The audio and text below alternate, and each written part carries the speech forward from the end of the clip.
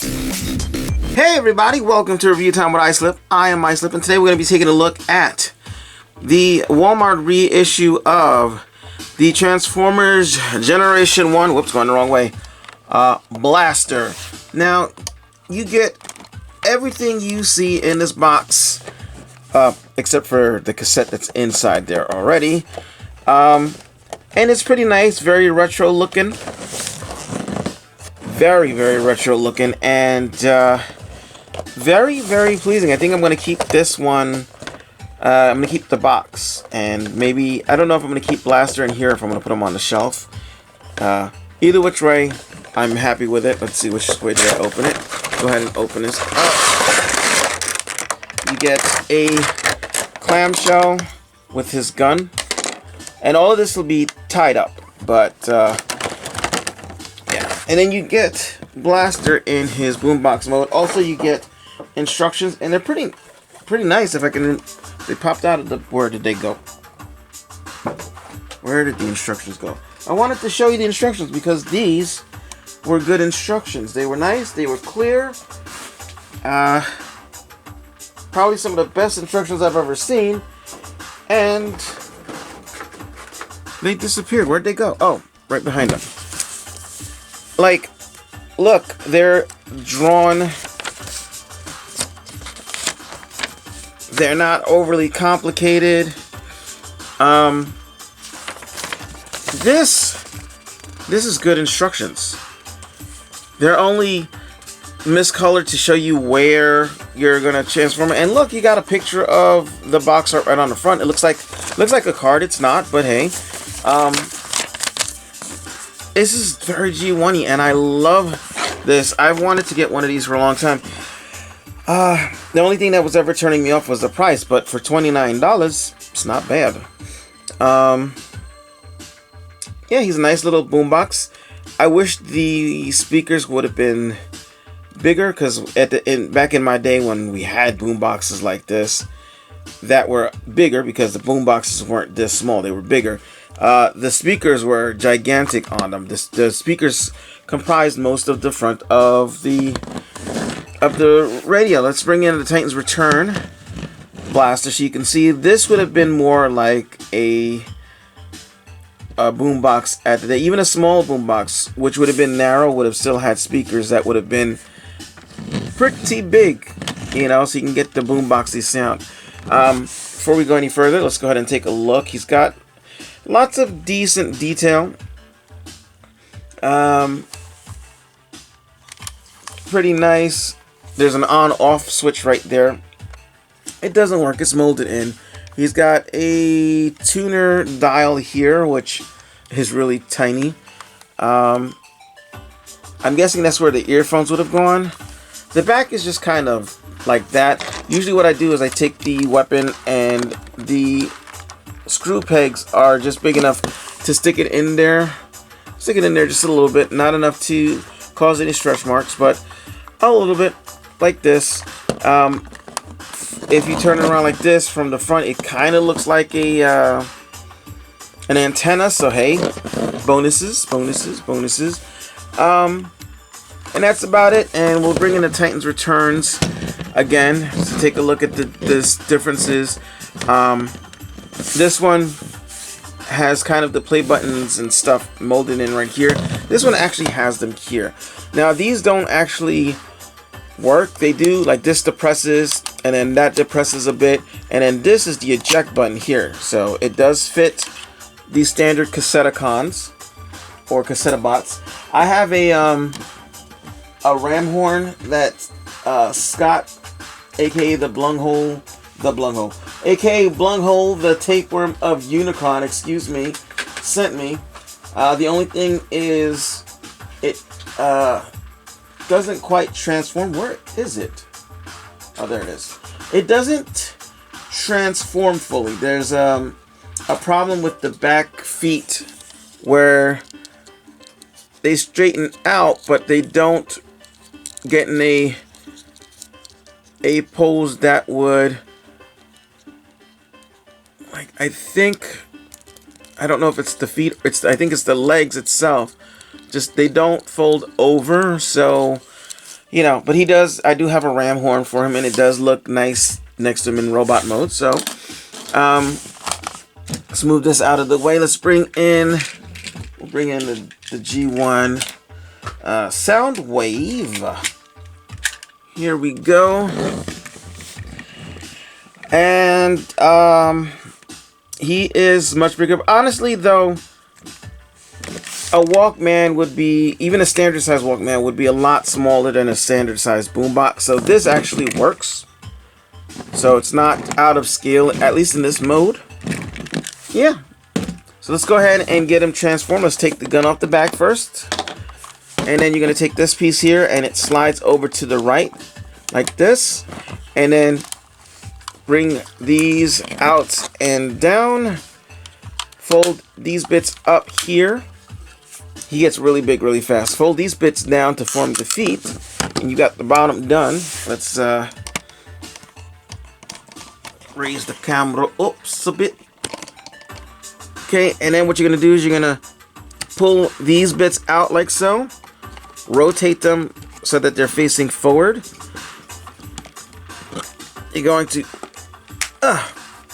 pull these bits apart. I don't know why they're so hard all of a sudden.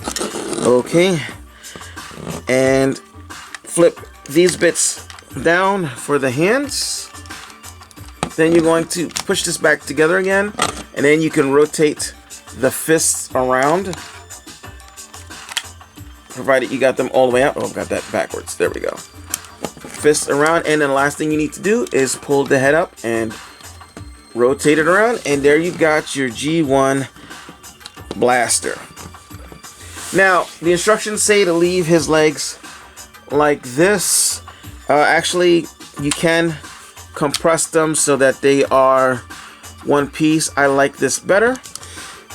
So, that's what I do. There we go. That's what I do. I think that's better proportions. And, yeah.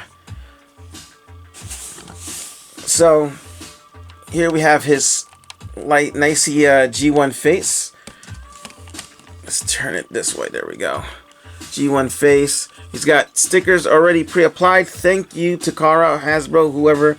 I hate applying stickers. His tape deck still opens.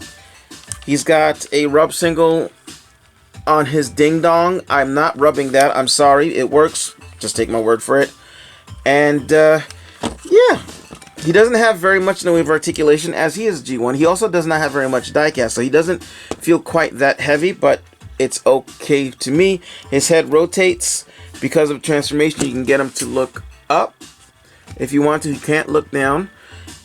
His arms rotate 360 at the shoulder. They don't really go in and out. Like, I guess this part is loose, so it looks like it's going in and out, but it really doesn't go in and out any. There's no rotations at the arms, the elbows, no bends, but his wrists rotate, which is nice. It's getting a little warm, so you can see that the faction symbol is working. His legs do not go forward and back; they do go out due to transformation, and that's about it. His toes flip in, and that's all you're going to get for that. He does hold his gun very well, so we'll go ahead and put his gun in his hand. And he is he's a pretty nice size. Here he is with MP10.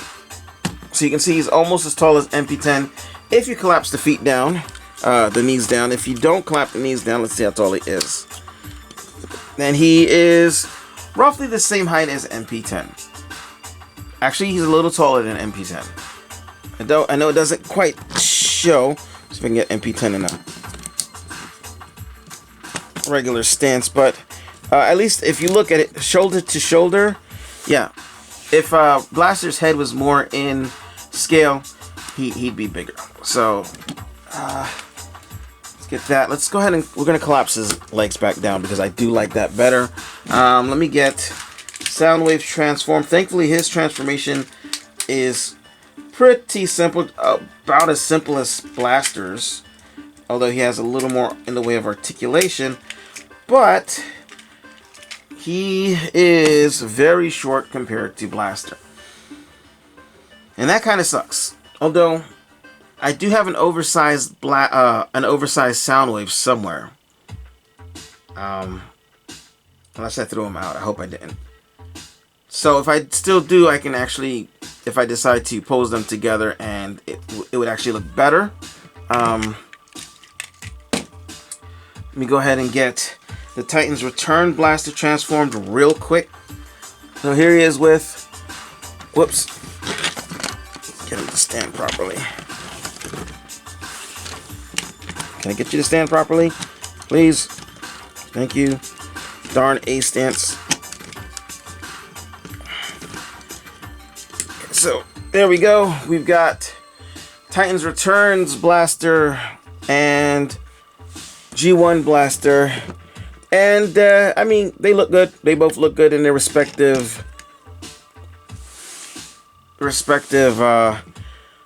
what do you call it? I like him I gotta say I like him a little bit better. I like the colors on this guy better. I like the radio mode better on this guy. But for this look, he is in a lot more proportion. If I can get this guy to just stand, jeez. Okay, A stance it is. He's in a lot better. He's got a lot better proportion, but they hit all of the cues. Like if you look at the legs and the knees, okay, this part is a different color, but I mean, this guy's transformation has him covering up those bits, but this guy forms a more cohesive radio. I mean, his speakers aren't as big as I think they should be, but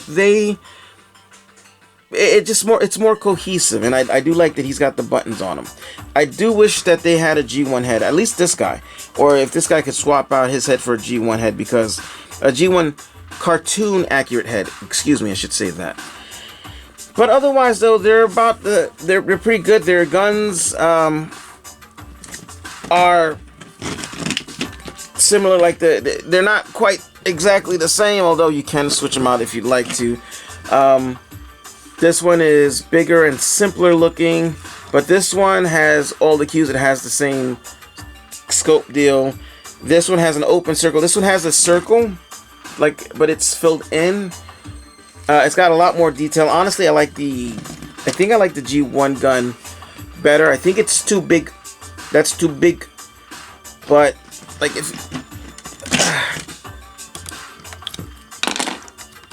there we go. I think that looks better. I really do. But otherwise, yeah, he's pretty nice.